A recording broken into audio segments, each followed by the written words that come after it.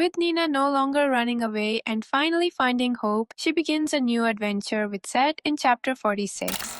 So we see her put on a new set of clothes while the bird and Sett stand guard. They are different from Fortnum's clothes and she doesn't know how to wear them. Then a woman who provided them with shelter apologizes, saying they are her daughter's hand-me-downs, but they are the best they've got. Nina, still worried about her powers, hides behind Sett and tells the woman not to come in. While they leave the village, she wonders if she had hurt the woman's feelings, but Sett simply tells her that they've already paid her. Being unsure about them being together, she asks him if he's sure about staying with her, because she had tricked him the whole time, and she's not even a real princess, meaning that there is absolutely nothing linking them anymore, so there is no reason for him to help her. In response, he reminds her how she previously suggested that he should pretend to like her. He looks at her intently and says that he had given her the answer. Now it's her turn to pretend, saying he came to get his answer, and he'll stay by her side until then. She says that she doesn't know if she will be able to do that, thinking that she can't love anyone anymore. But he just turns around and says if that happens, he's with her for the rest of her life. She is overwhelmed, thinking it is all too convenient for her and nobody else. She has dragged his life here and there, but the karma of star people has stopped him from leaving her again. Suddenly, he looks back at her and pulls her bangs away from her face, asking if she hasn't prepared herself for all this. Then he uses his hair clip to push the hair back. Her eyes were still closed, so he asked her to use her so-called star power on him and look at him as a test. She opened her eyes, coming face to face with him. He gazed at them for a while, then leaned in, holding her closely. Naturally, she gets flustered and confused, crying out, asking what he was doing. He replies in a monotone, saying that her eyes' power got him. She figures that he's lying, so he just smirks, proving his point, telling her that her power is nothing special. He knows this isn't like her because she had always acted before she had time to think, so he comforts her, telling her to relax because the world isn't that easy to destroy. Hearing that, she finally agrees with him, but she still feels a little guilty because right now she can't give him anything in return, and she doesn't know if she'll ever be able to, so she decides to at least be honest with him. Starting with her name, she begins, but he interrupts her by calling her Nina. He looks at her with that knowing smile, saying that he's been calling her that the whole time. Even his bird overhears them and screeches her name. As they continue on their journey, she notices his long hair. He explains that because it's still too short, he can't cut it by himself, making her laugh.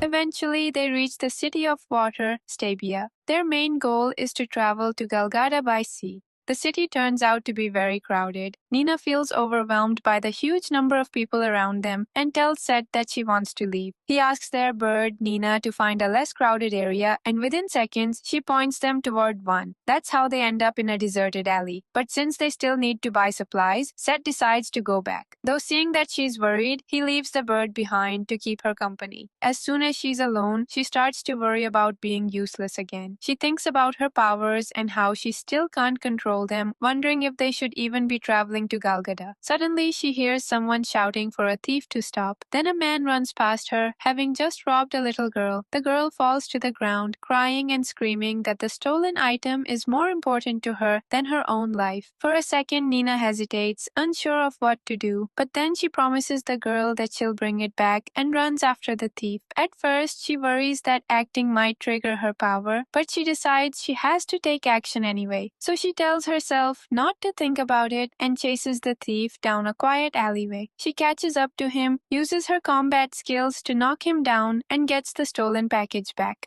meaning she managed to do all that without triggering her powers. However, the angry thief gets right back up and grabs Nina by her hat, demanding his loot back. Just as Nina panics and desperately tries to hold back her powers, Sett suddenly appears. He uses his weapon to strike the thief down and protect her, even before her powers can do anything. She looks up at him with relief and calls out his name, while the bird helps pull her hat back down to hide her eyes. He mentions how one of them was about to get lost. Nina immediately apologizes, thinking he's talking about her. But funny enough, he was actually talking about himself. The little girl they saved comes over to them, looking emotional and relieved. Turns out the package actually had her money inside, and that was why it was so heavy. She thanks Nina for saving her life and then introduces herself as Himea. She explains that she comes from a very wealthy family and that her grandfather acts as her bodyguard. On cue, he apologizes for the trouble they caused, saying that he was unable to keep up with his granddaughter's speed. Himea is basically a very bubbly and outgoing girl who clearly has a love for money. She immediately notices how elegant and expensive Sett looks and even says that if she didn't already have a fiancé, she would be very interested in him, leaving her bodyguard embarrassed and Nina shocked. She also notices that they are travelers and asks where they are from and where they are staying. That's when Nina suddenly realizes they have a problem. They don't know where their horse and belongings are. Sett thinks about it for a second, then admits that he left them behind somewhere in the city, as he had rushed back to her after hearing his bird's voice, and by now their belongings were probably already gone. However, he tries to reassure her, telling her not to worry because their funds were with him. But as he begins looking for them, he realizes that the string they were attached to had been cut. So now they're broke and stranded in a new city without their horse. She thinks about how it's her fault they're in this mess because she has been relying on him for everything, while he obviously isn't used to dealing with these kinds of problems. I mean, he's a prince after all. She pats him and says it's okay. They can just ask some family for a little help. Himea, however, knows that isn't how things work in Stabia. She tells them that money is everything in this city. Everything has a price, and those who can't pay that price have no value. Hearing this, Nina immediately eyes her money, suggesting that she should repay them for saving her life. In the end, she agrees to properly repay them for saving her life,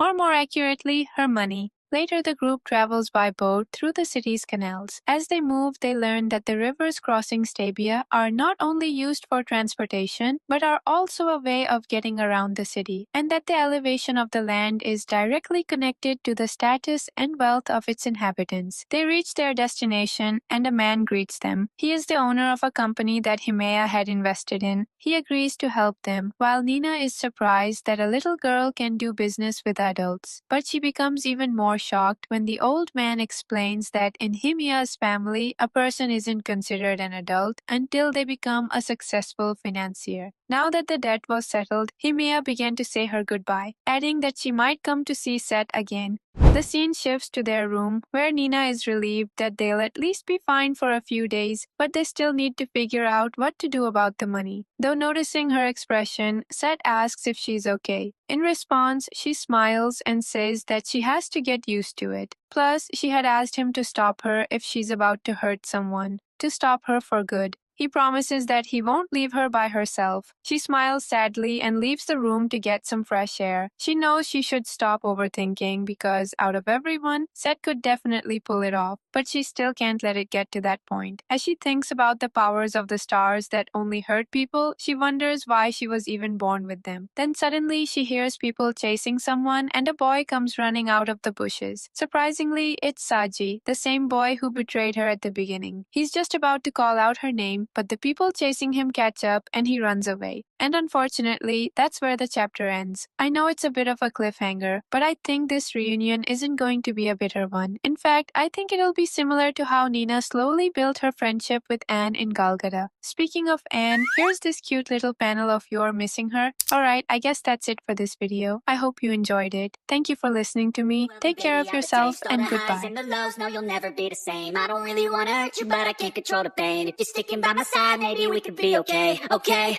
maybe you could be the change.